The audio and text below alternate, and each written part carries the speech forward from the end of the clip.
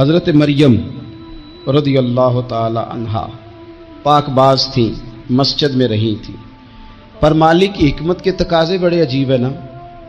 پھر جناب مریم کو اللہ تعالیٰ نے بغیر شوہر کے اولاد عطا کر دی۔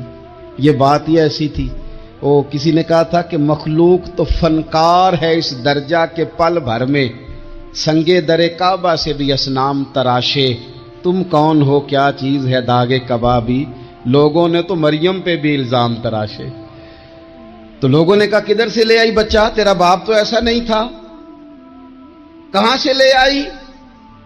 اللہ کرے میں آپ کو سمجھا سکوں، ذرا اپنے آپ کو وہاں کھڑا کریں کہ ایک پاک باز عورت، پاک باپ کی بیٹی، طیب ماں کی بیٹی اور اللہ کے گھر میں پرورش پانے والی خاتون، ایک وہ وقت اور ایک یہ وقت کہ اس عورت کو کٹہرے میں کھڑا کر کے پوچھا جا رہا ہے کہ معاذ اللہ تیری گود میں بچہ جائز نہیں ہے، کہاں سے لائی ہے؟ اب خود سے صفائیاں بندہ کتنی کو دے، کتنی کو وضاحتیں کرے۔ اور میں نے تو اپنی زندگی میں دیکھا ہے زیادہ وضاحت دینے والے کو بھی لوگ جھوٹا سمجھنے لگ جاتے ہیں، زیادہ وضاحت دینے پر بھی لوگ کمزوری کا اظہار سمجھتے ہیں کہ کمزور پڑ گیا۔ آپ صلح کی کوشش کرتے ہیں، سامنے والا بزدل سمجھ لیتا ہے، زیادہ وضاحتیں بھی کمزور کر دیتی ہیں۔ اب حضرت مریم کو کٹہرے میں کھڑا کر کے کہا بچہ کس کا ہے؟ تو پھر خدا بندوبست جب کرے، اللہ جب مددگار ہو، تو پھر حضرت مریم کی گواہی درختوں سے نہیں دلوائی، اس نے پتوں سے نہیں دلوائی، پھر فرشتے نہیں بھیجے۔ حضرت مریم کہنے لگی مجھ سے نہ پوچھو، وہ جو پنگوڑے میں ہے اسی سے پوچھ لو، ان سے پوچھو نا، وہ کون ہے پوچھ لو، ان سے کر لو سوال۔ انہوں نے کہا پنگوڑے میں چند دنوں کا بچہ یہ جواب دے گا؟ مددگار تھا رب،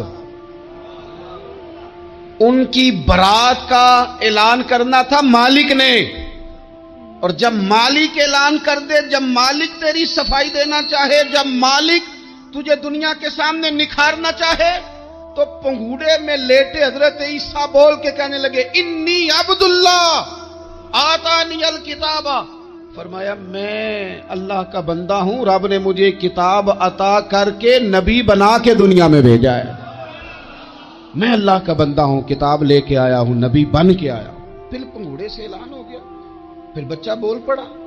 اور یہ ایک دفعہ نہیں بات ہوئی، یہ بنی اسرائیل میں ایک جریج نام کے شخص بھی تھے جو نماز پڑھ رہے تھے، بعض نے لکھا ہے نفل نماز تھی، اماں نے پکارا تو آئے نہیں، تو ماں کے منہ سے نکل گیا تو اتنی دیر تک مرے گا نہیں جب تک کسی بے حیا عورت کا منہ نہ دیکھ لے۔ تو وہ عبادت گزار تھے، لیکن لوگوں نے ان کی عبادت، ریاضت، پرہیزگاری کو نہیں دیکھا، بس ایک عورت کو بھیج کے الزام لگوا دیا۔ وہ عورت آیا جایا کرتی تھی، اب آ جاتی ہیں عورتیں، مسئلہ پوچھنے کی نیت سے بھی آ جاتی ہیں۔ ماحول میں کچھ جگہ ایسی بھی ہیں جہاں عورتیں دم کرانے کے بہانے آ جاتی ہیں۔ وہ خاتون آتی جاتی تھی اس خانقاہ پہ، آستانے پہ، یہ بخاری میں موجود ہے، پھر اس نے کہا میری گود میں جو بچہ ہے یہ انہی کا ہے۔ مجھے بتائیں کیسے بندہ وضاحت دے؟ حالات خراب ہو گئے، لوگ کٹیا جلانے لگے، ماحول اور طرح کا بن گیا۔ میرے نبی پاک علیہ الصلوۃ والسلام فرماتے ہیں پھر اس رب کے بندے نے کہا مالک تو کریم ہے، تیری مشیت کا تقاضا آیا جو میری ماں نے جملے بولے تھے، پر اب میں وضاحت دینے کے قابل نہیں رہا، اب تو ہی کرم کرے گا تو دروازہ کھلے گا۔ تو وہ چند دنوں کا بچہ پنگوڑے میں بول کے کہنے لگا میں اس درویش کا نہیں، میں تو فلانے چرواہے کا بچہ ہوں، وہ جو بکریاں چراتا ہے۔ رب کی مدد کو پکاریں، اپنے ساتھ اپنے مالک کی مدد کو شامل کریں، تھوڑے رزق پر بھی گزارا اچھا ہونے لگ جائے گا۔ سارے لوگ آپ کو گرانے کی تدبیریں کر رہے ہوں گے اور مالک آپ کو عزتیں عطا فرما دے گا، اس کی بارگاہ سے حکمت کا تقاضا اور ہو جائے گا۔ ہم نے ساری زندگی لوگوں کو راضی کرنے میں گزار دی۔ تو میرے عزیز، جب سب سے بڑھ کر وہ دیتا ہے، سب سے زیادہ نوازتا ہے، سب سے زیادہ پیار کرتا ہے، تو پھر وہ فرماتا ہے یا ایھا الذین آمنوا اذکروا اللہ ذکرا کثیرا، اے ایمان والو اپنے رب کا کثرت کے ساتھ ذکر کرو، وسبحوہ بکرۃ واصیلا، صبح و شام اسی کی پاکی بیان کرو، صبح و شام اللہ ہی کا ذکر، اسی کی پاکی۔ بہت زیادہ تفصیلات نہیں، لمبی ڈیٹیل نہیں، صرف آپ اتنا تجربہ کر لیں کہ ہم دن میں اپنی تعریف زیادہ کرتے ہیں یا اپنے رب کی تعریف زیادہ کرتے ہیں، ہمارا اپنے آپ کو سجانے سنوارنے میں خیال زیادہ رہتا ہے یا رب کی رضا پہ توجہ زیادہ رہتی ہے۔ ہمارا اب یہ مزاج بن گیا ہے کہ ہر چیز سے گھیر گھار کے ہم اپنے آپ پر ہر چیز کو لے آئے ہیں. ہم اپنے آپ سے شروع ہوتے ہیں، اپنے پر ختم ہوتے ہیں. میرے رسول پاک صلی اللہ علیہ وسلم نے فرمایا جو اللہ کا ذکر کرے اور جو اللہ کا ذکر نہ کرے، مثل الحی والمیت، ان کی مثال اس طرح ہے جس طرح زندہ اور مردہ کی ہوتی ہے. گویا ذکر کرنے والا زندہ ہے، نہ کرنے والا مردہ ہے. یہ جس نے سارا دن رب کو یاد ہی نہیں کیا، اس کو سارا دن خیال ہی نہیں آیا. آپ کہیں سفر پہ نکلے ہوں، کہیں آپ دور گئے ہوں نا، تو آپ کو خیال آتا یار صبح کی میں نے گھر ہی بات نہیں کی، صبح سے میں نے آج گھر فون نہیں کیا، کوئی رابطہ نہیں کیا، کوئی معلومات نہیں کی. گھر میں سے کوئی سفر پہ ہو، ایک تو یہ کہ آپ گئے ہوں اور ایک یہ کہ کوئی گھر میں سے گیا ہو، تو دن میں اسے فون کر کے پوچھنا کہاں پہنچے ہو، جس کام گئے تھے اس کا کیا بنا، خیال آتا ہے. اور اگر آپ نے کسی کو بھیجا ہو اور پیچھے سے فون نہ کریں تو وہ بھی کہہ دیتا یار تو نے سارا دن حال ہی نہیں پوچھا. یعنی بندوں کے ساتھ بندوں کا رشتہ ہو تو دن میں یاد نہ کریں تو شکوہ آتا ہے. تو مجھے بتاؤ سارا دن ہی گزر جائے، ایک تسبیح بھی نہ پڑھی جائے، یعنی سارا دن بیت جائے اور انسان ایک تسبیح سبحان اللہ کی نہ پڑھ سکے. باقی اسے ساری کہانیاں آتی ہوں، باقی اسے سارا پتا ہو، لیکن سارا دن بیت گیا، 24 گھنٹے گزر گئے اور اس کو اتنی توفیق نہیں ہوئی کہ 100 دفعہ مدینے والے رسول پہ درود و سلام ہی پڑھ لیتا. سارا دن ہی گزر گیا، اس نے سوچا ہی نہیں. تو ہم نے یہ کیا ہے کہ ہمارا جو خاص ذکر کرنے کا مزاج اور ماحول اور شوق ہونا چاہیے تھا، وہ شوق ہمارا برقرار نہیں رہا، وہ ذوق نہیں ہمارا رہا. یعنی فارغ بیٹھے لوگ ہیں، بڑی دیر فارغ بیٹھے ہیں، کہتے ہیں جی میں صبح سے فارغ ہوں، بور ہو رہا تھا، کوئی اسفارہ پڑھ لینا تھا، کچھ تھوڑا سا نا مہربانی کر لینی تھی، کچھ آپ نے ایک تسبیح استغفار کی پڑھ لینی تھی. کس طرح آپ بور ہو گئے؟ آپ نے سارا دن اللہ کو یاد ہی نہیں کیا، توجہ ہی نہیں فرمائی. اور پھر اگر آپ اللہ کا ذکر کریں اور جس صفاتی نام کے ساتھ آپ اپنے رب کو یاد کر رہے ہیں اس کا معنی سمجھ کے کریں، یا رحمانو یا اللہ، یا رحمان یا رحمان یا رحمان، جب آپ کہیں گے تو پھر عرش کا مالک بڑی رحمت نازل فرمائے. جب آپ کہیں گے یا کریم یا کریم یا کریم، تو پھر وہ کرم کے دروازے کھول دیتا ہے. آپ کا ایک خاص رنگ ہو. میرے نبی پاک صلی اللہ تعالی علیہ وسلم نے ارشاد فرمایا کہ تم نہ دنیا میں رہ کے مجھ پہ درود و سلام پڑھو. فرمایا قیامت میں جب تمہارا دشوار گزار گھاٹیوں سے گزر ہوگا نا، یہاں تم بیٹھو گے سوگ کے ساتھ درود پڑھو گے، لیکن فرمایا قیامت والے دن جب تمہیں دشوار گزار اور سخت راستوں سے گزرنا پڑے گا نا، تو دنیا میں سکھ کے ساتھ پڑا ہوا درود و سلام وہاں تمہارے لیے نور بن جائے گا اور تمہیں رستہ دکھائے گا. تمہارا درود و سلام تمہیں ذوق دلائے گا. اور میں نے ایسے لوگ بھی دیکھے دین کے لیے وقت گزارا، لیکن جب بڑھاپے میں دانت کام نہ کرتے تھے تو وقت کے مفتیوں کو بھی مسجدوں کی کمیٹیوں نے کہہ دیا اب آپ کی سمجھ نہیں آتی، ہم نے خطیب کو یور رکھنا ہے، نہ دیکھو دنیا کی طرف، دنیا رلا دیتی ہے، نہ راضی کرو بندوں کو، بندے تھکا دیتے ہیں، نہ پیچھے بھاگو ہر وقت دنیا داروں کے، یہ انسان کو کمزور کر دیتے ہیں. وہ تو کریم ہی بڑا ہے، 2 آنسو زمین پر بعد میں گرتے ہیں، بندے کے گناہ سارے پہلے معاف فرما دیتا ہے. اللہ کی مدد کا حصول، اپنے مالک کی مدد کی طرف بڑھنا. آپ کو بدر کی جنگ بھی یہی درس دے گی، آپ کو احد کا میدان بھی یہی سبق دے گا، فتح مکہ بھی یہی سبق دے گا. میرے دوستو، جب رب مدد فرمائے، جب اللہ مددگار بنے.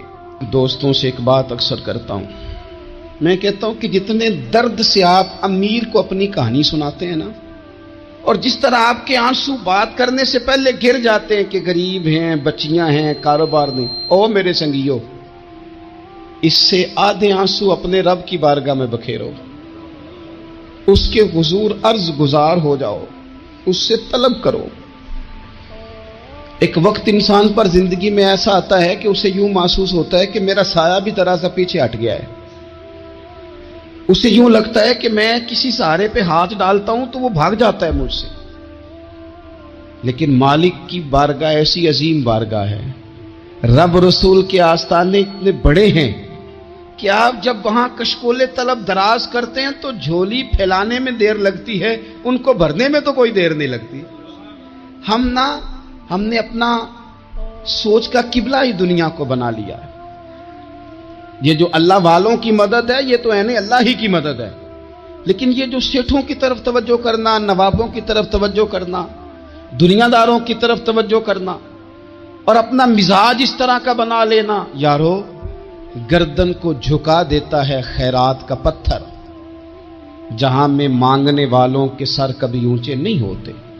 اور اقبال کہتے ہیں غیرت ہے بڑی چیز جہان تگ و دو میں، پہناتی ہے یہ فقر کو تاج سردارا. میں عرض کروں گا کہ اپنی آپ جب توجہ کا قبلہ اللہ رسول کو بنائیں گے تو رب فرماتے ہیں وَيَرْزُقْهُ مِنْ حَيْثُ لَا يَحْتَسِبُ، میں نہ تجھے وہاں سے رزق دوں گا جہاں سے کبھی تیرا گمان بھی نہیں گیا ہوگا، کہ یہاں سے بھی مل سکتا ہے، تو نے سوچا بھی نہیں ہوگا. بخاری شریف میں حدیث ہے، حضرت جابر ابن عبداللہ فرماتے ہیں نبی پاک صلی اللہ علیہ وسلم نے 300 لوگوں کا ایک لشکر روانہ کیا کسی مہم کے لیے، کسی جہاد کے لیے. حضرت ابو عبیدہ بن جراح رضی اللہ تعالیٰ عنہ امیر لشکر تھے.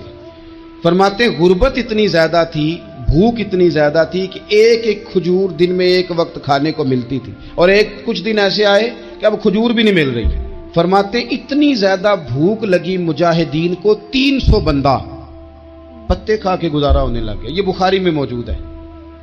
آپ فرماتے ہیں کہ دریا کے کنارے ہمارا پڑاؤ تھا، ٹھہراؤ تھا. جب بھوک سے نڈھال ہو گئے نا، وَيَرْزُقْهُ مِنْ حَيْثُ لَا يَحْتَسِبُ، اللہ وہاں سے روزی دیتا ہے، گمان بھی نہیں ہوتا. فرماتے ہیں ایک مچھلی اللہ تعالیٰ نے دریا کے کنارے بھیجی.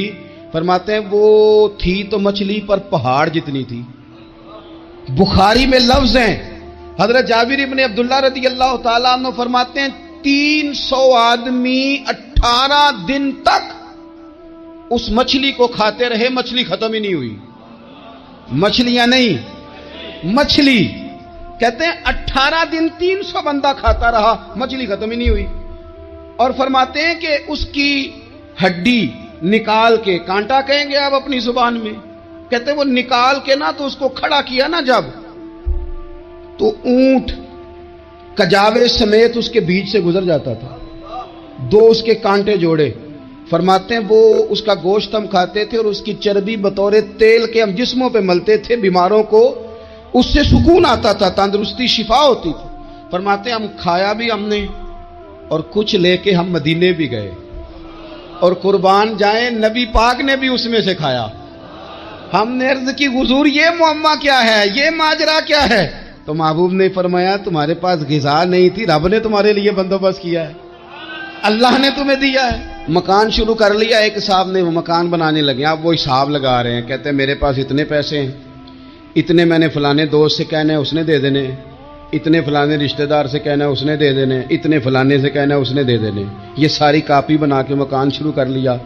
جو روز کہتا تھا نا کوئی حکم ہو جاتے 10 سب سے پہلے اس کو کہا میاں پیسے چاہیے دن. وہ کہندا ہو کل ہی منڈا ٹوریا ہے، کدے تو پرسوں 10 داتے لب جانے سن. میں آپ کو اپنے تجربے کی بات بتا رہا ہوں. جن لوگوں کا خیال ہوتا ہے نا کہ آپ سٹارٹ کریں فلانا کام، ہم آپ کے ساتھ ہیں، اللہ کا ہی کوئی نظام ہے، وہ بالکل بھی نہیں ساتھ ہوتے. لیکن ایسا نہیں ہے کہ کوئی ساتھ نہیں ہوتا. اللہ تعالیٰ بڑے اسباب پیدا کرتا ہے، وہاں سے دیتا ہے جہاں سے گمان بھی. ہمارا یہ ذہن بن جاتا ہے ہم ساری اپنے حساب سے چلتے ہیں، اتنے رشتہ داروں سے، اتنے کون آپ کے ساتھ چلے گا، سوال ہی نہیں پیدا ہوتا. یہ سارے کام چھوڑ کے سب سے پہلے 2 رکعتیں پڑھو، اپنے رب کی بارگاہ میں، رسول کائنات کی بارگاہ میں گزارشات اور استغاثے پیش کرو، وہاں سے خیر طلب کرو. دنیا دار کیا دیں گے، کیا دے سکتے ہیں، کیا حیثیت ہوتی ہے کسی. اللہ کہتا ہے وہاں سے دوں گا. تو جو اللہ مال دے وہ لینا چاہیے کہ رشتہ داروں کا مال دیکھنا چاہیے؟ جو اللہ دے وہ لینا چاہیے کہ سیٹھوں نوابوں کی جیبیں دیکھنی چاہیے؟ جو اللہ دے وہ قبول کرنا چاہیے یا دیکھنا چاہیے کون سا آدمی کہاں پہنچ گیا؟ چھوڑو، اپنی مٹی پہ چلنے کا سلیقہ سیکھو. کسی کے سنگ مرمر پہ چلو گے تو پھسل جاؤ گے، پھسل جا. اس پر ایک اور بات عرض کر دوں، صحیح بخاری سے، مسلم سے ایک اور بات. کچھ چیزیں ایسی ہیں جن سے اللہ کی مدد آتی ہے، مدد ملتی ہے. ایک چیز ان میں سے ایسی ہے جس سے بہت مدد نازل ہوتی، وہ ہے کہ جب رب آپ کو دے نا تو پھر آپ بھی اس کے رستے میں دیں، پھر مدد آتی ہے، پھر اور آتا ہے. بخاری مسلم میں حدیث ہے یہ زیادہ ہی توجہ طلب امر ہے، اس پر آپ غور کریں گے۔ حضرت ابو ہریرہ فرماتے ہیں کہ نبی پاک علیہ السلام نے فرمایا ایک شخص نے بادلوں کے اندر سے آواز سنی کہ فلاں آدمی کا کھیت اور باغ خشک ہو گیا ہے، وہاں برسو اور اس کے کھیت کو سیراب کرو۔ تو بڑا حیران ہوا کہ بادل سے آواز آ رہی۔ پھر اس نے دیکھا کہ ایک پہاڑی پر بارش ہوئی، وہ بادل وہاں برسا، پھر نالیوں سے ہوتا ہوا پانی ایک طرف چلا۔ تو جس نے آواز سنی تھی، حضور بیان کر رہے ہیں، وہ بھی پیچھے پیچھے چلا کہ پانی کدھر جا رہا ہے۔ اس نے جا کے دیکھا کہ ایک مقام پہ ایک باغ کو وہ پانی لگ رہا ہے اور ایک آدمی وہ پانی لگا رہا ہے۔ اس نے اس سے پوچھا تیرا نام کیا ہے؟ اس نے کہا کیوں؟ کہنے لگا بتا نا۔ اس نے نام بتایا تو کہنے لگا یہی تو وہ نام ہے جو میں نے بادلوں کے اندر سے سنا ہے کہ فلاں کے کھیت کو پانی دے دو۔ اس نے کہا یار تو کیا عمل کرتا ہے کہ اسپیشل تیرے لیے بارش برسے؟ یہ بخاری پڑھ رہا ہوں، سیاستہ سے حدیث عرض کر رہا ہوں۔ اس سے پوچھا تو کیا کام کرتا ہے کہ جناب اللہ تبارک و تعالیٰ کا حکم کرم آیا کہ خاص تیرے لیے پانی برسے اور تیرے کھیت کو سیراب کرے؟ تو اس نے کہا چھوٹا ذمہ دار ہوں، پر جب فصل اگتی ہے تو 3 حصے کرتا ہوں۔ ایک حصہ اپنے بال بچوں پہ، بہن بھائیوں پہ خرچ کرتا ہوں، ایک حصہ پورا، اور ایک حصہ دوبارہ کاشتکاری پہ لگاتا ہوں، اور تیسرا حصہ خالص میں نے مسکینوں، یتیموں اور غریبوں کے لیے رکھا ہوا ہے۔ وہ جو تیسرا حصہ، اللہ کرے آپ سمجھیں، وہ رب کے بندوں پہ تیسرا حصہ خرچ کرتا ہے نا، تو کریم مالک نے فرمایا جہاں سے غریب کا حصہ جاتا ہے وہ کھیت خشک نہیں رہنا چاہیے، وہ جہاں سے مسکین روٹی کھاتے ہیں وہ خشک نہ رہے، جہاں سے یتیموں کو کچھ آتا ہے کہیں اس کی فصل رہ نہ جائے۔ میں اور آپ بھی اگر اپنے مال میں مسکینوں، یتیموں، غریبوں کے حصے رکھ لیں گے تو فصلیں خشک نہیں رہیں گی، ان کے اندر تازگی آئے گی، نور آئے گا، کرم آئے گا، خاص کر خدا کی رحمت برسے گی۔ مدد اللہ سے چاہیں، اپنی توجہات کا مرکز رب رسول کی ذات کو بنائیں، پھر آپ محسوس کریں گے کہ بڑی جلدی اللہ تعالیٰ کی مدد آنے لگی ہے۔ کبھی آپ صرف کہہ دیں نا میرا رب میرے ساتھ ہے، اس لفظ میں اتنی طاقت ہے کہ دشمن ویسے زہر ہو جاتا ہے۔ زندگی میں کسی سے بھی لڑائی ہو تو اچھی طرح سوچ لیں کہ اللہ اس طرف ہے یا اس طرف ہے۔ اگر آپ زیادتی پہ ہیں تو پھر رب مظلوم کی جانب ہے۔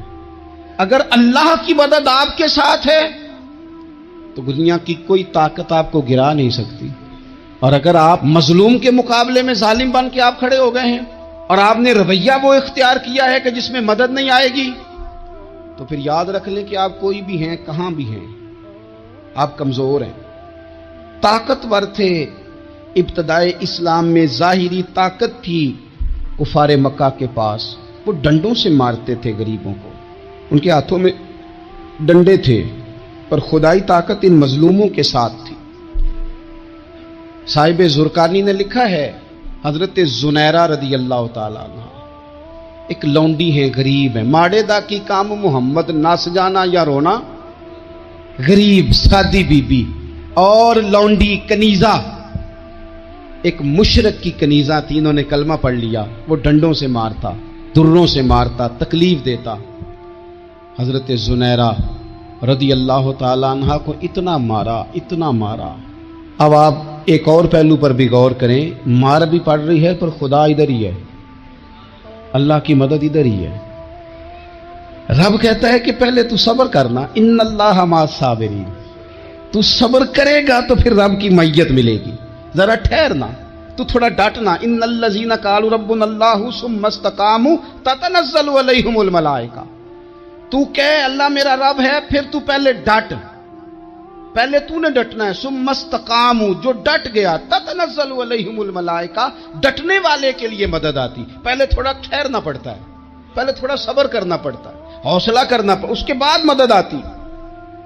مار پڑ رہی ہے، مارا جا رہا ہے حضرت زنیرہ کو، ان کا مالک جو ہے ظاہری آقا وہ مار رہا ہے، یہ کنیزہ ہے، اتنا مارا، اتنا مارا، ان کی بینائی چلی گئی، نظر آنا بند ہو گیا۔ ابو جہل آیا اور کہنے لگا زنیرہ دیکھا نا ہمارے بت تیری آنکھیں لے گئے، معاذ اللہ، لات و منات ہمارے بتوں نے تجھے اندھا کر دیا۔ اب ایسا نہیں ہے کہ بیوی روتی جا رہی ہے مایوسی مایوسی معاذ اللہ پریشانی غریبی بڑی ہے پوچھنے والا کوئی نہیں، یہ باتیں نہیں. کیا جملے ہیں خاتون کے، کیا لفظ ہیں. ابو جال نے تنزیہ کہا معاذ اللہ، کہنے لگا دیکھا نا ہمارے بتوں نے تجھے اندھا کر دیا. تو جناب زنیرہ آنکھوں کی بینائی گئی ہے، رات کو گئی ہے، دکھ ابھی تازہ ہے، لیکن اللہ پہ جو توکل ہے، اپنے مالک سے جو رشتہ ہے وہ اتنا مضبوط ہے، اتنا طاقتور ہے، اس میں اتنی گہرائی ہے کہ حضرت زنیرہ بول کے نا اتنی قوت سے بولی، اتنی طاقت سے بولی کہ پورے کفر پر لرزہ طاری ہو گیا. فرمانے لگی تمہارے بتوں کی کیا اوقات ہے کہ وہ میری بینائی لے جائیں، یہ میری رب کی حکمت کا تقاضا ہے.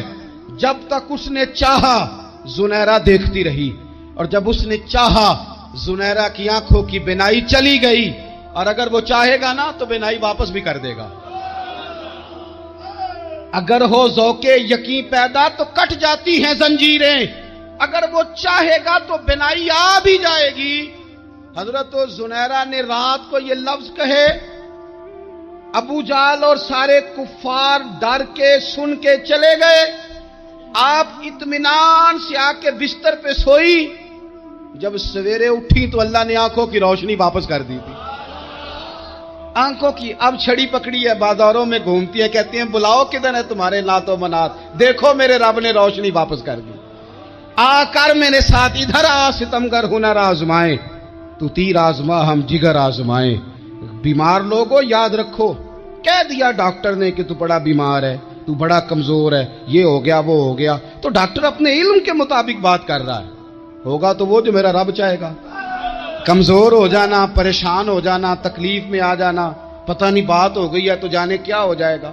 اپنی زندگی کے اندر اپنے رب سے رشتہ مضبوط کریں، رسول کائنات سے رشتہ مضبوط کریں، اللہ والوں سے رشتہ مضبوط کریں. حضرت زنیرہ نے پیغام دیا کہ زندگی میں جو جینا چاہتے ہیں تو وہ رب کا نام لے کے جی سکتے ہیں. جو اپنی زندگی میں خوشیاں دیکھنا چاہتے ہیں تو رسول اللہ کے نام پر خوشیاں دیکھی جا سکتی ہیں. توکل کی بنیاد پر بندہ خوشیاں لے سکتا ہے. اور اگر انسان میں توکل نہیں ہے تو پھر وہ اس کالے جادو سے بھی ڈر رہا ہے، وہ نیلے سے بھی ڈر رہا ہے، وہ پیلے سے بھی ڈر رہا ہے، وہ فلانے سے بھی ڈر رہا ہے، وہ میرے خلاف فلانا رشتہ دار سازش کر رہا ہے تو ڈر رہا ہے، فلانا میرے بارے میں یہ کر رہا ہے تو ڈر رہا ہے، وہ پتہ نہیں دنیا ادھر ہو جائے گی تو کیا ہو جائے گا. اٹھ باندھ کمر کیوں ڈرتا ہے، پھر دیکھ خدا کیا کرتا ہے. تو اس ساری گفتگو کا نچوڑ آپ کو یہ عرض کیا ہے. سب سے پہلے تو یہ کہ میدانوں میں مدد بھی اللہ کی، رزق میں مدد بھی اللہ کی، فصلیں خشک ہوں تو مدد پھر بھی اللہ کرے تو پھر ساری مدد، اور اگر انسان بیمار ہو تو پھر بھی مدد اللہ کی. تو اپنے اللہ کی جانب توجہ کو بڑھائیں، آپ اللہ سے مدد کے سوالی بنیں. ترمذی کی ایک حدیث ہے، میں آپ کو زندگی کا تجربہ بتاتا ہوں کہ جب میں بڑا پریشان ہوتا ہوں تو یہ والی روایت کھول لیتا ہوں، مزہ دیتی ہے. میرے نبی پاک علیہ السلام نے فرمایا اپنے دکھ سیٹھوں نوابوں کو نہ کہنا، مالداروں کا نہ کہنا، ورنہ اللہ تمہیں کبھی غنی نہیں کرے گا. فرمایا اپنے دکھ اپنے رب کی بارگاہ میں عرض کرنا، جلدی کرے یا دیر سے کرے اللہ تمہیں لوگوں سے بے نیاز کر دے گا، اللہ تمہیں غنی کر دے گا. رات کو بیٹھو نا اس کی بارگاہ میں، اسے دکھڑے سناؤ، چھوٹی چھوٹی باتیں. حضور نے فرمایا نمک بھی مانگو تو رب سے مانگو. چھوٹی چھوٹی بات سے شروع کرو نا. جب بندہ شروع کرتا ہے نا چھوٹی چھوٹی چیزیں تو بڑی ساری چیزیں یہ اس طرح ہوتا ہے جیسے بندہ رب سے گفتگو کر رہا ہے. مالک مجھے یہ چاہیے، مالک میں یہاں کمزور ہوں، اللہ میں یہاں پریشان ہوں. آپ یہ کر کے تو دیکھیں، لمبی لمبی دعائیں مانگ کے تو دیکھیں، اس کے حضور جوڑ کے تو دیکھیں. در نبی پر پڑا رہوں گا،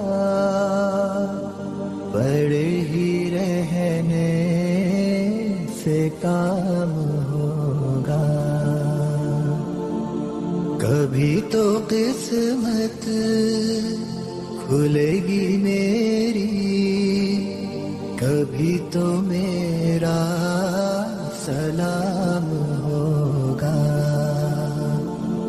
در نبی پر پڑا رہوں گا، پڑے ہی رہنے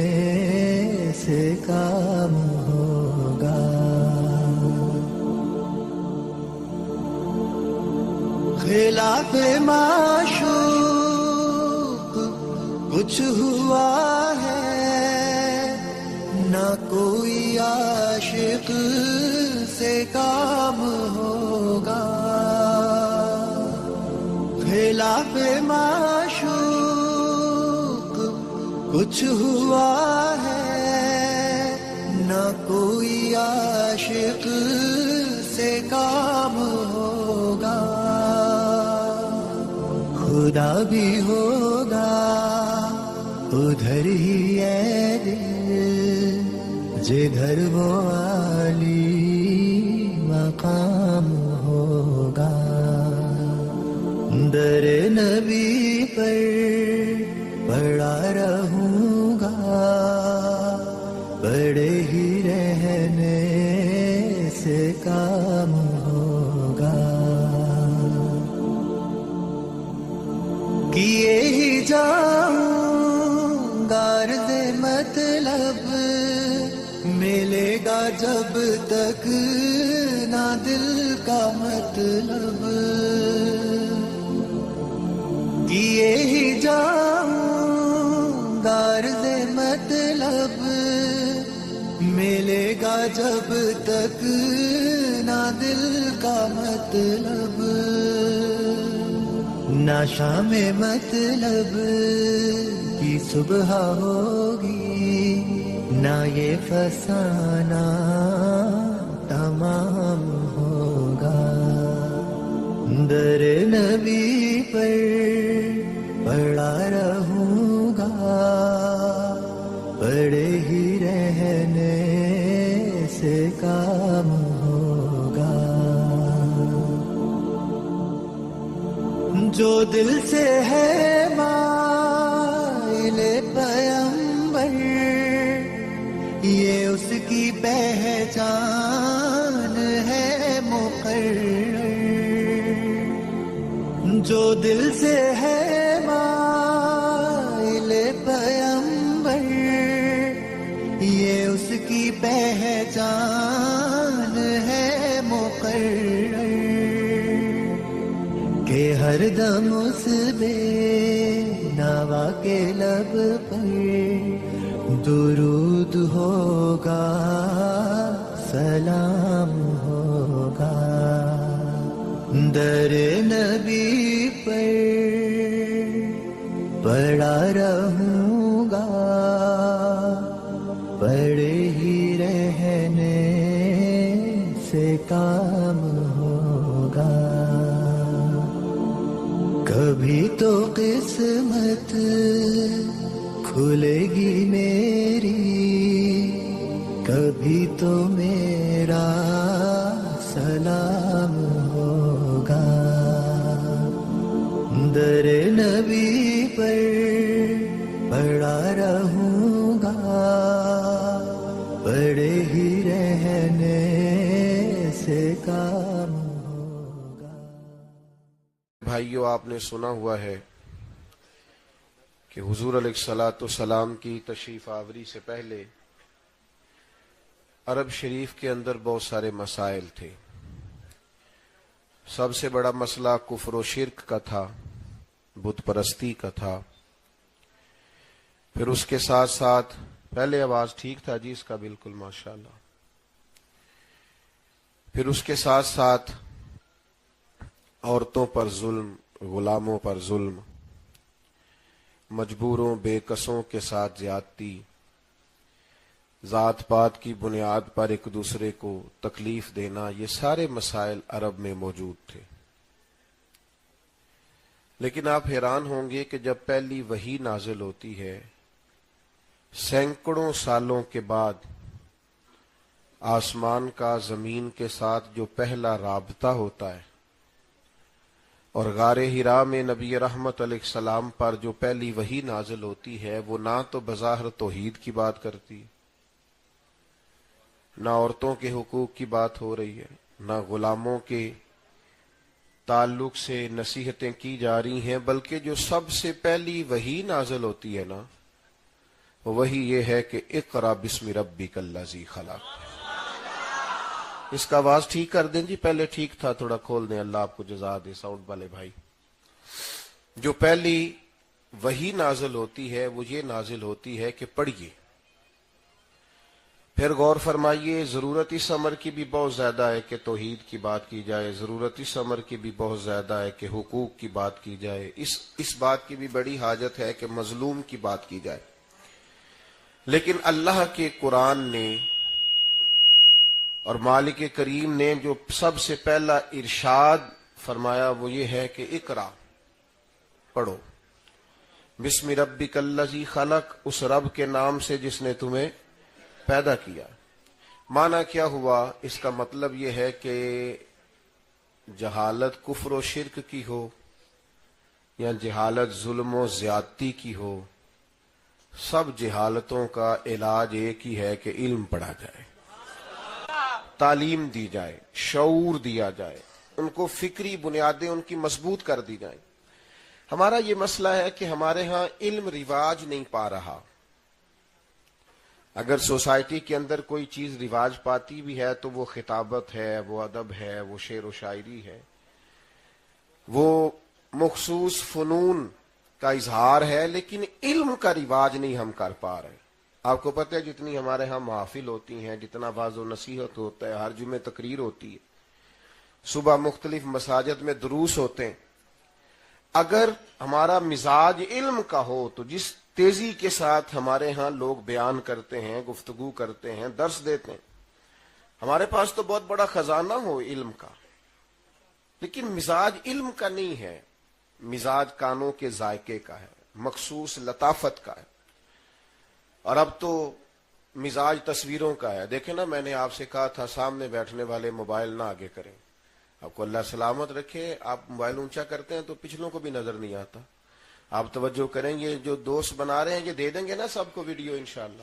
لو جی وہ مان گئے، نے گل طے ہو گئی انشاءاللہ، اب آپ بے فکر ہو جائیں۔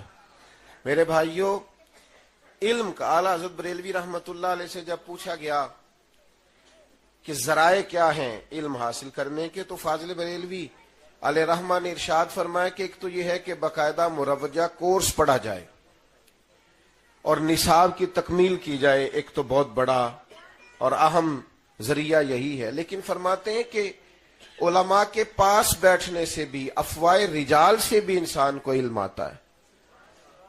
انسان ایک ایک دو دو کر کے دیکھے نا، ہر جمعے میں ایک آیت کی تو میرا خیال ہے ترجمہ تفسیر ہوتا ہی ہوگا ہر مسجد میں۔ تو علماء کا مطالبہ بھی صرف اتنا ہوتا ہے کہ آپ ٹائم پہ آ جائیں۔ اگر ذوق بنایا جائے کہ مجھے سیکھنا ہے، اور علم کا ذوق ہو کہ میں نے سیکھنا ہے، اور اس کے اندر خوبصورتی ہو، یعنی اس سے مراد یہ نہ ہو کہ میں سیکھوں گا پھر علماء سے بحث کروں گا، پھر میں سیکھوں گا پھر میں بہت سارے لوگوں پہ روب جماؤں گا، میں سیکھوں گا تو بہت سارے لوگوں کو جاہل کہوں گا معاذ، یا یہ ذوق ہو کہ میں نے سیکھنا ہے اور اس سے معاذ اللہ دنیا کمانی ہے۔ نبی کریم علیہ السلام نے فرمایا جس نے دین کا علم اس لیے سیکھا کہ علماء سے بحث کرے گا یا جاہلوں پہ روب جمائے گا، اسے تو اللہ جنت کی خوشبو بھی عطا نہیں کرے گا۔ خالص اپنی تربیت کے لیے ایک طالب علم نے مجھ سے کہا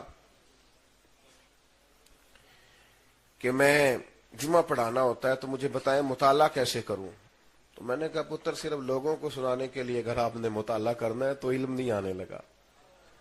آپ اپنی تربیت کے لیے پڑھیں اور کتاب و سنت سے اپنے حصے کا فیض لینے کے لیے پڑھیں، تو پھر تو کتاب آپ کے ساتھ گفتگو کرے گی۔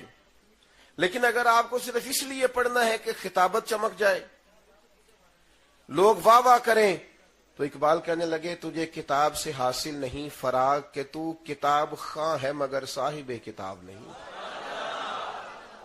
پھر کتاب والا تو نہیں بن سکتا، اس لیے کہ تو صرف اس لیے لے رہا ہے کہ میں ذرا آگے سکھاؤں گا، کوئی تھوڑی واہ واہ ہو جائے۔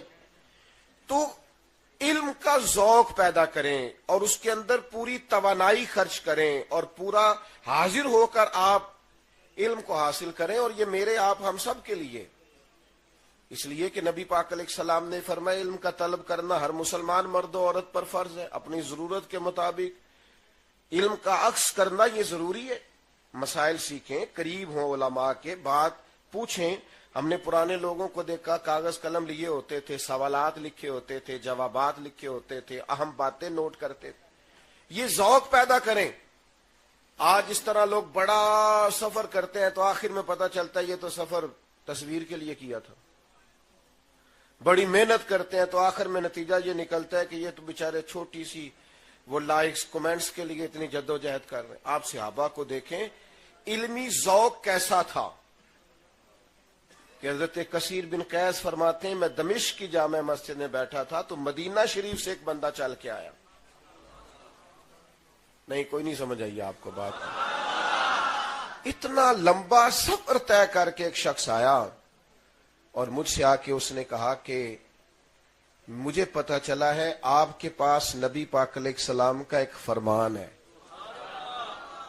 میں ایز اے اسپیشل وہاں سے چلا ہوں اور یہاں آیا ہوں، مجھے وہ حضور کی حدیث سنا دیں، ایک حدیث پاک کے لیے. یہ صحیح حدیث میں موجود ہے ایک حدیث کے لیے. اور حضرت کثیر کہتے ہیں میں نے اس سے تصدیق کرائی کہ آپ کو یہاں کوئی کام تو نہیں تھا، کوئی تجارت کا مسئلہ تو نہیں تھا، کوئی لین دین تو نہیں کرنا. انہوں نے کہا کچھ نہیں تھا، بس مجھے پتا چلا ہے کہ میرے نبی کا ایک فرمان آپ کے پاس ہے، میں حضور کی وہ حدیث کا سماع کرنے آیا ہوں. یہ ذوق جب امت میں پیدا ہو نا، پھر جلسوں کے اشتہار نہیں چھاپنے پڑیں گے، پھر علماء کو شدت نہیں کرنی پڑے گی، گزارش نہیں کرنی پڑے گی کہ وقت پر آئیے، پھر تو انسان تڑپے گا. اور میں یہاں تو خیر الحمدللہ مفتی صاحب پڑھاتے ہیں، علمی ذوق ہوگا. جو لوگ اپنے آپ کو وقف کیے ہوئے ہیں نا آج کل میری طرح کے طالب علم، ان میں بھی یہ ذوق نہیں. علم کا وہ شوق جو انسان کو بلندی کی طرف لے جاتا ہے. آج امت کے اندر اپنے محبوب کی باتیں سننے کا، قرآن مجید کی تفسیر جاننے کا، قرآن مجید کے مفاہیم سے آگاہ ہونے کا، روح قرآن تک جانے کا وہ ذوق ہی نہیں، وہ شوق ہی نہیں. جس طلب کے ساتھ لوگ شہرت کی طرف بڑھ رہے ہیں، دنیا داری کی طرف بڑھ رہے ہیں، اقتدار کی طرف بڑھ رہے ہیں، وہ ذوق ہی نہیں، طبیعت ہی نہیں علم حاصل کرنے کی. میں اکثر کہا کرتا ہوں تو لوگ تو کہتے ہیں نا پیر جعلی ہو گئے ہیں، تو حضرت سلطان باؤ نے تو بہت پہلے کہا تھا مرید بھی بڑے جعلی ہو گئے ہیں، جعلی مرید. سلطان صاحب فرماتے ہیں رب دا طالب کوئی نہ ملیا، اے تے جو ملیا طالب زردہ ہو. یہ تو دولت کے لیے آئے بیٹھے، یہ تو کوئی تعویذ چاہتے ہیں جس سے گلے میں رونق لگ جائے.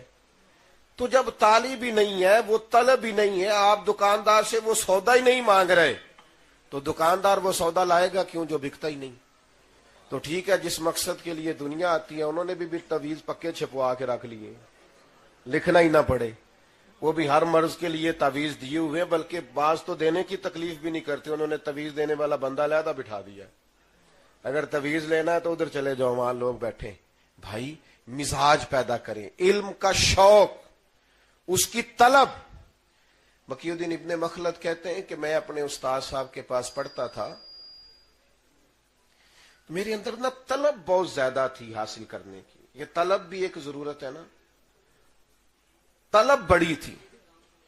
میرے استاد صاحب کہنے لگے پتر تیرا ضرب زیادہ ہے. سیالا ڈاکٹر وہی ہوتا ہے جو کہے کہ میرے والا کام نہیں تو کسی سینئر کے پاس چلا جاؤ. تو کہنے لگے میں نے کہا تو بغداد، میرے استاد صاحب نے کہا تو بغداد چلا جا، امام احمد بن حنبل کی خدمت میں حاضری دے. ارشاد فرماتے ہیں میں وہاں سے کشتی میں بیٹھا، بغداد آنے کے لیے رستے میں طوفان آ گیا، کشتی ٹوٹ گئی، بڑی مشکل سے میں ایک جزیرے پہ پہنچا، مہینہ بھر وہاں رہا، پتے کھائے. توجہ کریں جی، باتیں نہ کریں، آپ کی مہربانی. فرماتے ہیں کہ میں نے بڑی مشکل سے وہاں ایک مہینہ گزارا. ایک کشتی جا رہی تھی، ان کو اشارہ کیا، مہینے بعد وہ مجھے لے کے بغداد آئے. تو آتے ہی مجھے پتا چلا یہاں تو حالات ہی خراب ہو گئے ہیں، بادشاہ مخالف ہو گئے، امام صاحب کا درس بند کرا دیا، امام صاحب کو گھر میں قید کر دیا، نظر بند ہے. یہ بھی ایک طالب علم ہے. ارشاد فرماتے ہیں کہ پھر میں نے حالات دیکھے تو کرفیو نافذ تھا، امام صاحب کی گلیوں میں پولیس کھڑی تھی، لیکن مجھے تو سیکھنا ہے نا، مجھے تو فیض لینا ہے نا، میری تو طلب ہے، میری یہ تڑپ لگ جائے نا کبھی وہ مزہ دیا ہے تڑپنے کہ میری آرزو ہے یا رب، میرے دونوں پہلوؤں میں دل بے قرار ہوتا۔ طلب لگ گئی ہے نا، تو فرماتے ہیں وہ شوق مجھے ٹھہرنے نہیں دیتا۔ میں نے سوچا کہ کیسے امام صاحب ایک شخص کی منت کی، یار مجھے گھر دکھا دو، تو جب میری بڑی آہوزاری دیکھی تو کہنے لگا میں نا ہاتھ سے اشارہ نہیں کروں گا، آنکھ سے کروں گا۔ ڈر آتا ہے نا، تو کہتے ہیں پہنچے امام صاحب کے دروازے پر تو آنکھ سے اشارہ کر کے وہ مجھے گھر بتا گیا۔ فرماتے ہیں اگلے دن بھلا میں نے کیا طریقہ اختیار کیا، میں نے سر سے کپڑا اتار لیا، کرتا پھٹا ہوا پہن لیا، ہاتھ میں مانگنے والا کاسا لے لیا، ایک ایک دروازہ مانگتا جا رہا ہوں، 1 دینار مل جائے، تینوں لب دیں آپ گواچے۔ سانو اپنی خبر نہ کوئی، ساتھوں تے پارے نہیں ککھ گلیاں دے، سانو آخ دے لوگ شدائی، اسی ننگ نموس دا ساڑ کے چولا تے گل پہنے تاج گدائی، او سجنا اپنا آپ گوایا تاں یار نے چاتی پائی۔ فرماتے ہیں امام صاحب کے دروازے پہ جا کے صدا دی، فقیر ہوں مانگنے آیا ہوں۔ اچانک وہ نور بھرا دروازہ کھلا، اور جب میری پہلی نظر امام صاحب کے چہرے پہ پڑی تو میں تو دور سے چلا تھا، دیر سے پہنچا تھا، آنسو خود بخود چھلک پڑے، اور میں نے رو کے کہا حضور وہ دینار دینے لگے، میں نے کہا میں دینار لینے نہیں آیا، وہ جو آپ کے سینے میں علم حدیث کا فیضان ہے وہ فیضان لینے آیا۔ تو امام صاحب کہنے لگے تیرے شوق کے صدقے پر یہاں تو کرفیو ہے، تو میں نے کہا حضور اگر فقیر بن کے مانگنے آ جاؤں روز تو 2-4 حدیثیں سنا دیا کریں گے۔ فرماتے امام صاحب کی آنکھیں بھی چمک اٹھی، فرمایا بڑے دنوں سے درس بند تھا، اگر تو آ جائے گا تو کمال ہو جائے گا۔ کہتے میں روز جاتا، اللہ کرے آپ کو سمجھ آئے۔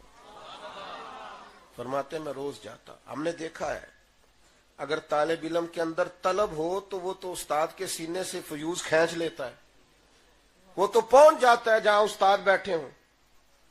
فرماتے ہیں میں کئی مہینے یوں ہی جاتا رہا، پھر حالات بدل گئے، بادشاہ تبدیل ہوا، جو نیا آیا وہ امام صاحب کا عقیدت مند تھا، مدرسہ بڑا بنا کے دیا، مسند سج گئی۔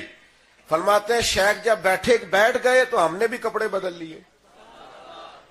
کہتے ہیں پہلے دن میں آپ کے درس میں حاضر ہوا تو طلباء اور بھی تھے، لیکن جب میں گیا تو امام صاحب اٹھ کے کھڑے ہوئے، فرمایا ادھر آ، میرا ماتھا چوما، فرمانے لگے پڑھا باقیوں نے بھی بڑا ہے پر جو پڑھنے کا تیرا رنگ ہے نا۔ آپ اپنے اندر وہ طلب پیدا کریں بھائی، ذوق پیدا کریں۔ اور آپ دیکھیں نبی پاک علیہ السلام نے دعا دی ہے، کس نے؟ سرکار کی دعا لینی چاہیے نا۔ پیروں سے جو دعائیں کراتے ہو وہ بیچارے ساری رٹی رٹائی دعائیں دے کے چلے جاتے ہیں، ایک ہی کیسٹ سب کے لیے چلا دیتے ہیں، اللہ بھلا کرے اللہ خیر کرے۔ وہ رٹی رٹائی دعائیں وہ ہو رہی ہیں سب کے لیے، اور پیروں کو آپ کو پتا ہے ڈھیر سارے پیر تو ایسے ہیں اب تو بیچارے وہ دعا بھی نہیں کرتے، انہوں نے دعا کرانے کے لیے بھی مولوی رکھا ہوا ہے، کہتے ساڈے حضرت صاحب تقریر نہیں کرتے، میں کیوں آؤندی نہیں، کدھر داخل کراؤ 4 دن پڑھے، اس لیے کہ بان علموں جو کرے فقیری کافر مرے دیوانہ ہوں۔ یہ حضرت سلطان صاحب کا فتویٰ ہے، کس چکر میں قوم کو الجھا دیا ہے، سمجھ ہی نہیں آتی کدھر جا رہے ہیں۔ آمدام برسر مطلب حضور علیہ السلام نے دعا دی ہے، کریم فرمانے لگے اے اللہ اس کے چہرے کو تر و تازہ رکھنا جو میری حدیثیں یاد کرے اور پھر آگے بیان فرماتا ہے، تو حضور کی دعا ملے گی۔ اگر سرکار دو عالم علیہ السلام کے بیان کی ہوئی علم کا عکس کیا جائے گا، لیکن علوم کو حاصل کریں۔ ہم پتہ کیا کرتے ہیں، میں اکثر دوستوں سے کہتا ہوں ہمارے ہاتھ چومنے سے، فوٹو لینے سے، قریب آنے سے کم از کم میری طرح کے بندے سے آپ کو کوئی نفع نہیں ہونے والا، لیکن اگر آپ کو میری بات مان لیں، میں نے جو کہا ہے اس میں سے کسی چیز پہ عمل کر لیں تو میرے لیے ذخیرہ آخرت بنے گا، میرے گناہ معاف ہوں گے، کوئی سبب بنے گا اللہ کے حضور بخشش کا۔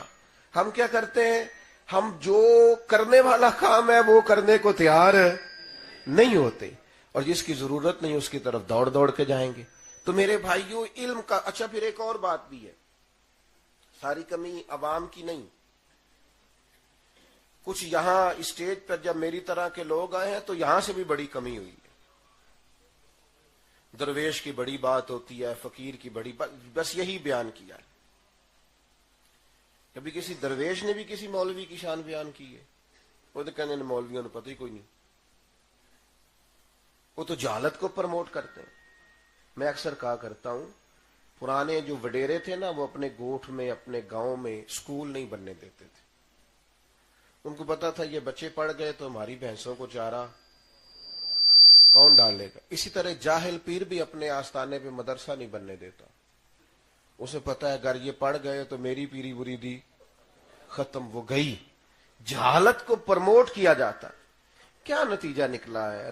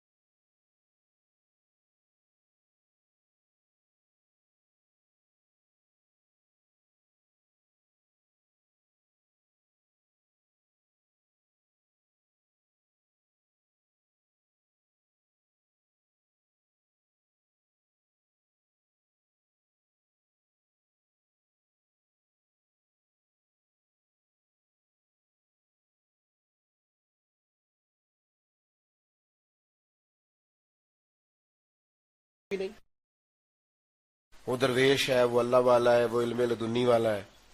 ہم نے رنگ ہی ایسا دیا ہے. ہیں لوگ, اس میں اختلاف نہیں, لیکن اب یہ کیا بات ہوئی کہ جو آدمی بالکل جاہل اور مطلق جاہل ہے اور علم کی مخالفت کر رہا ہے, آپ اس کی فضیلت بیان کر رہے ہیں. قوم ادھر جاتی ہے, ساری بابا جی کی طرف جاتی ہے, لیکن نبی پاک علیہ السلام کا عمل مبارک کیا ہے؟ حضور مسجد میں تشریف لائے, 2 حلقے لگے ہوئے تھے, ایک اللہ کا ذکر کر رہے تھے, دوسرے علم کی بات کر رہے تھے. تو حضور نے فرمایا کام دونوں خیر والا ہی کر رہے ہیں, لیکن یہ لفظ ہیں. سرکار نے فرمایا چونکہ میں ایک معلم بنا کے بھیجا گیا ہوں. تو اللہ کے رسول یہ بات کہتے کہتے اس حلقے میں بیٹھے جہاں علم پڑھایا جا رہا تھا. فروغ علم کے لیے سرکار وہاں بیٹھے.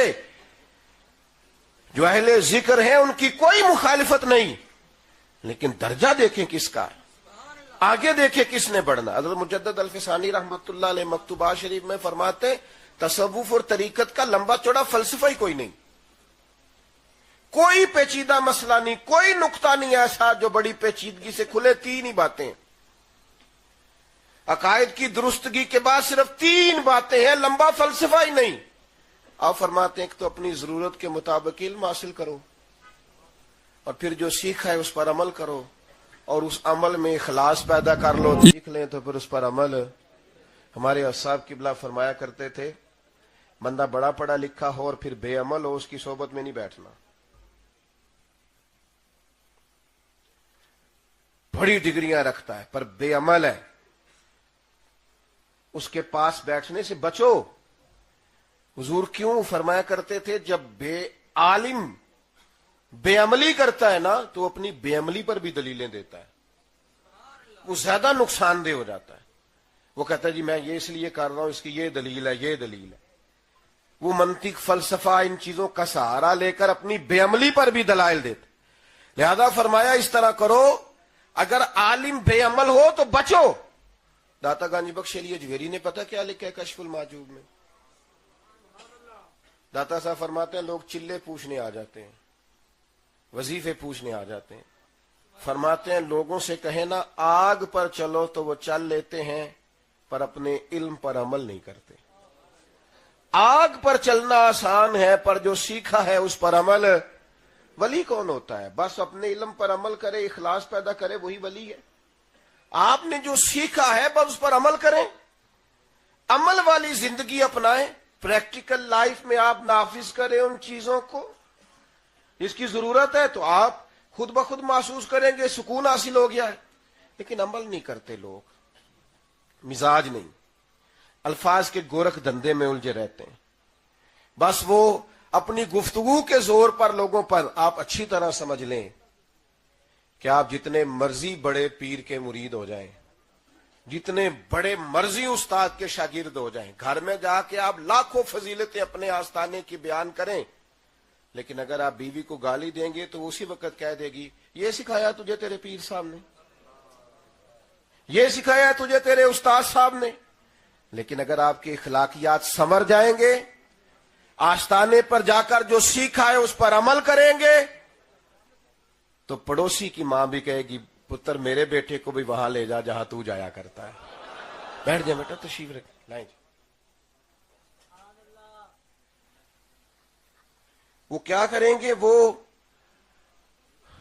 آپ کو کہیں گے اس تبلیغ کو اور زیادہ کریں, اور زیادہ عملی زندگی میں آپ آگے جائیں. میرے بھائیوں یاد رکھیں علم اور پھر اس پر عمل. اور تیسری بات یہ, اخلاص بڑی نعمت ہے, مخلص ہو جائے. یہ جو ریاکاری ہوتی ہے نا, یہ بنیادی طور پر اداکاری ہوتی ہے. اداکاری بندہ لمبی کر سکتا, وہ تھک جاتا ہے. آپ کبھی بھی زندگی کے اندر محسوس کریں کہ اگر آپ کا ذہن بن جائے نا کہ یہ چیز کوئی دیکھ لے, آپ تکلیف میں آ جائیں گے. بس میرا مضمون مکمل ہو گیا, بات سمیٹنے لگا ہوں, توجہ کرنا. جب آپ کا یہ ذہن بن جائے نا کہ میں نے اخلاص پیدا کرنا ہے, تو زندگی سکون میں آ جاتی, اطمینان نصیب ہونے لگتا ہے. لیکن اگر آپ مخلص نہیں ہیں تو آپ دو کشتیوں کے مسافر ہیں. آپ زندگی میں ڈبل مزاج کے ساتھ گزارا کر رہے ہیں. آپ ہیں کچھ اور بن کچھ اور رہے ہیں. وہ ایک درویش تھے فقیہ اعظم رحمت اللہ علیہ, تو نے اپنے بیٹے سے کہا پتر تو مولوی صاحب ہے, تو دین پڑھتا پڑھاتا ہے, کوئی بندہ مولوی کہے نا مولوی صاحب بات سننا تو اس کا غصہ نہیں کرنا, اس کا مزہ لینا ہے. جی الحمدللہ مولوی ہوں, اس میں کیا ہے, یہ کتانے والی بات ہے. ہم کیا کرتے ہیں, ہم دو کشتیوں میں بیٹھ جاتے ہیں. بھائیو اخلاص بڑی نعمت ہے.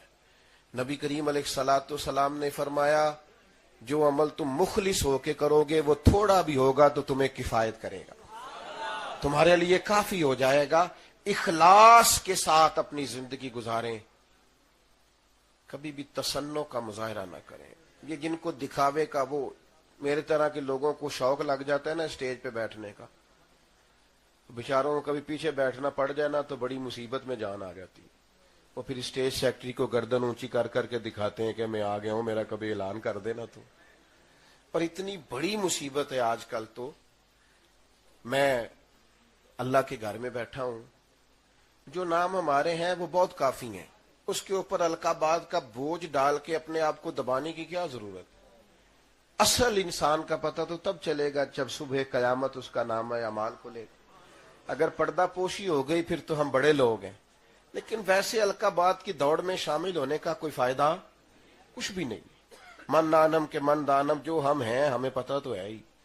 تو اتنا اونچا اڑے بندہ کے بعد میں گرے تو نقصان ہو, یہ بھی ٹھیک نہیں ہوتا. مخلص بنے, اخلاص. ہم نہ بڑے دعوے کرتے ہیں, بڑا کچھ دکھاتے ہیں, اس کا نقصان ہوتا ہے. زندگی میں اتنا کہیں جتنا کر سکیں. آخری گزارش میری آپ کی خدمت میں یہ ہے, مجھے کہا نہیں حضرت نے, نہ کسی اور نے, نہ کسی اور نے, صرف میں نے آپ سے اتنی بات کرنی ہے, یہ جو لوگ دینی مدارس چلاتے ہیں نا, ان کے ہاتھ ضرور مضبوط کریں. میں کسی چندے کی اپیل نہیں کر رہا, لیکن اخلاقی مدد کریں. جو آدمی صبح سے بیٹھ کے دوپہر تک شام تک پڑھاتا ہے, اخلاقی تعاون کریں. مدارس کے نمائندے بنے آپ ان کے. میں ایسا بھی نہیں کہتا کہ مدارس میں کمی کوئی نہیں, جہاں انسان ہوتے ہیں وہاں کمزوریاں بھی ہوتی ہیں. آپ آئیں, جہاں کمزوریاں ہیں وہاں مشورہ دیں, لیکن جتنی خدمت مدارس کر رہے ہیں نا, انشاءاللہ تعالیٰ تھوڑا ہی وقت گزرے گا, آپ کو اندازہ ہوگا ایم فل میں بھی زیادہ بچے آپ کو مدارس کے ملیں گے, پی ایچ ڈی میں بھی زیادہ بچے آپ کو مدارس کے ملیں گے. ہمارا مدرسے کا بچہ تو شرارت بھی کرے تو بڑی پڑھی لکھی کرتا ہے. وہ تو میں ایک دن رات کو دیر سے آیا تو بچے نا, میں نے کہا 2 بج گئے ابھی تک ان کی آوازیں آ رہی ہیں. تو جس کمرے سے آوازیں آ رہی تھی میں نے اس کی جا کے لائٹ جلائی. پھر میں نے پوری کوشش کی ہے کہ جو بول رہا تھا وہ بتا دے, لیکن آخر میں مجھے ہی سجدہ صاحب کرنا پڑا کہ میرے کانوں کا کوئی دھوکہ تھا, وہ نہیں بولے. یہ تو ہر معاملے میں بڑے سیانے. تو مدارس میں مضبوطی ہے. بس فکری ان بچوں سے بھی میری اپیل ہے کہ آپ یہ رونا چھوڑ دیں کہ قوم عزت نہیں کرتی. کس نے آپ کو کہا نہیں عزت کرتی؟ قوم تو پلکوں پہ بٹھاتی ہے. اب اس سے نکل آئے آپ.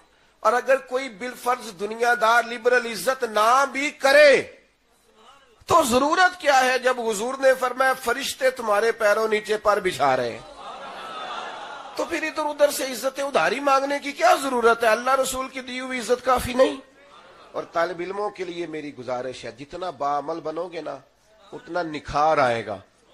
میرے ایک کلاس فیلو ہیں, ان کے ہاں دستار فضیلت کا جلسہ تھا, تو انہوں نے کئی دفعہ حدیث بیان کی کہ عالم ساری رات سویا بھی رہے عشاء پڑھ کے فجر کی نماز تک, اور آپ بھی ساری رات عبادت کرتا رہے, تو پھر بھی درجہ عالم کا زیادہ ہے. تو میں نے ان سے بعد میں کہا حدیث درست ہے جو آپ نے بیان کی, بالکل ایسے ہی ہے. پر یہ حدیث امام اعظم کو بھی تو آتی تھی نا, اور ان سے بڑا عالم بھی کوئی نہیں, وہ تو ساری رات مصلی پہ بیٹھے رہتے تھے.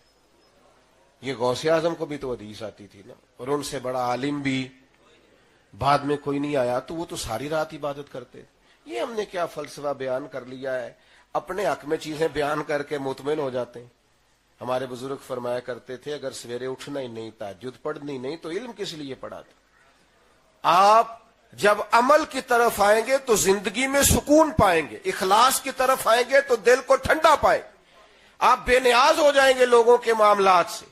جتنا مسلح مضبوط ہوتا ہے اتنا انسان مضبوط ہوتا ہے، ذہنی طور پر بھی، فکری طور پر بھی، عملی طور پر.